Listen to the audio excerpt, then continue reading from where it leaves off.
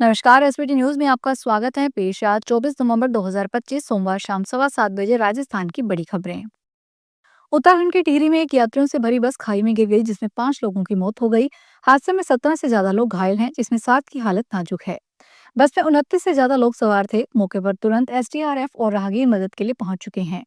हालात को देखते हुए एसडीआरएफ की और 5 टीमें भेजी जा चुकी है।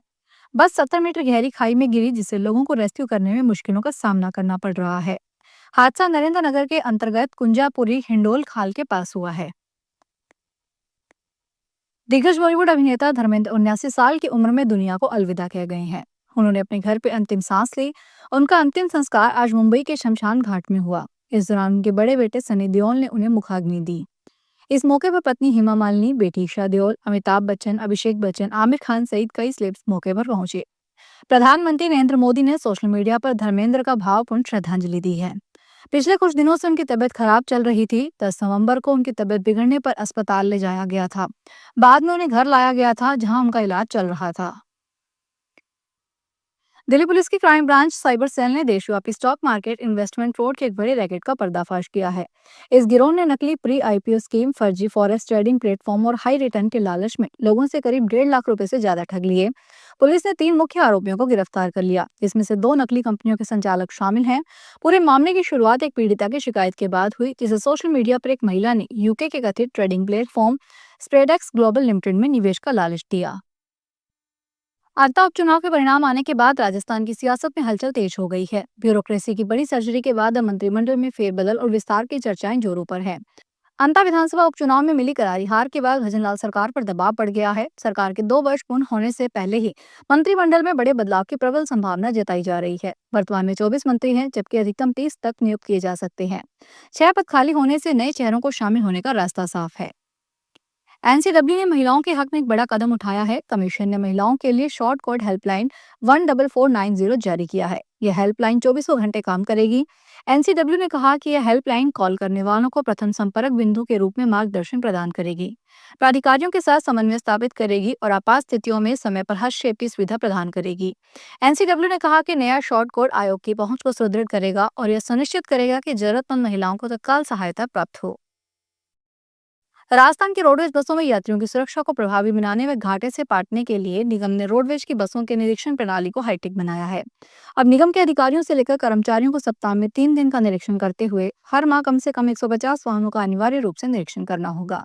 बाकायदा इसका 5 मिनट का वीडियो भी बनाना होगा और इसको अपलोड होने पर ही इसका निरीक्षण मान्य होगा।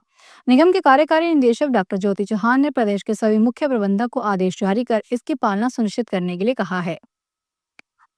राजस्थान में लगातार बढ़ रही सड़क दुर्घटनाओं को लेकर पूर्व मुख्यमंत्री अशोक गहलोत ने गहरी चिंता व्यक्त की है। सोशल मीडिया प्लेटफॉर्म पर अपने पोस्ट में गहलोत ने कहा कि रोजाना आने वाली सड़क दुर्घटनाओं की खबरें मन को विचलित कर रही है। इन हादसों में ज्यादातर युवा या एक ही परिवार के कई सदस्य जान गंवा रहे हैं। गहलोत ने लिखा कि कोई भी दिन ऐसा नहीं बीत रहा जब प्रदेश में 10 से 15 लोगों की सड़क दुर्घटनाओं में मौत न हो रही हो। इस दर्दनाक हादसों से पूरा परिवार बर्बाद हो रहा है। मानसिक, शारीरिक और आर्थिक तीनों स्तरों पर अपूरणीय क्षति हो रही है। राजस्थान के गंगापुर सिटी में बजरिया स्थित सोनी बाबा स्क्वायर इलाके में नगर परिषद ने बड़ी कार्रवाई की है। इसके तहत साल 2002 में मुख्यमंत्री रोजगार योजना के तहत आवंटित दर्जनों कियोस्क दुकानों को सोमवार को जेसीबी से गिराया गया। कार्रवाई के दौरान इलाके में भारी पुलिस बल तैनात किया गया था, ताकि किसी तरह की अव्यवस्था या विरोध की स्थिति पैदा न हो। अलवर में शिवाजी पार्क थाना क्षेत्र के तिजारा रोड स्थित आर्चिड गार्डन के पास 3 नकाबपोश बदमाशों द्वारा कट्टे की नोक पर आभूषण कारोबारी से लूट की घटना के विरोध में सोमवार को शहर के आभूषण व्यवसायियों ने सांकेतिक बंद रखा। इस घटना के बाद व्यापारियों में गहरा आक्रोश है। व्यापारियों का कहना है कि चोर और लुटेरे बेखौफ हो चुके हैं। हाल के दिनों में लूट और चोरी की कई घटनाएं सामने आई है, जिससे व्यापारी असुरक्षित महसूस कर रहे हैं। इसी को लेकर सोमवार सुबह 10:30 बजे शहर के व्यापारी भवानी तोप पर एकत्र हुए और रैली निकालते हुए मिनी सचिवालय पहुंचे। उत्तर पश्चिमी रेलवे के जोधपुर मंडल पर रेलवे सुरक्षा बल चैन पुलिंग के विरोध एक्शन मोड में है। बिना किसी वैध कारण के ट्रेन रोकने की बढ़ती घटनाओं पर लगाम लगाने के लिए मंडल स्तर पर विशेष अभियान चलाया जा रहा है, जिसके तहत लगातार कार्रवाई की जा रही है।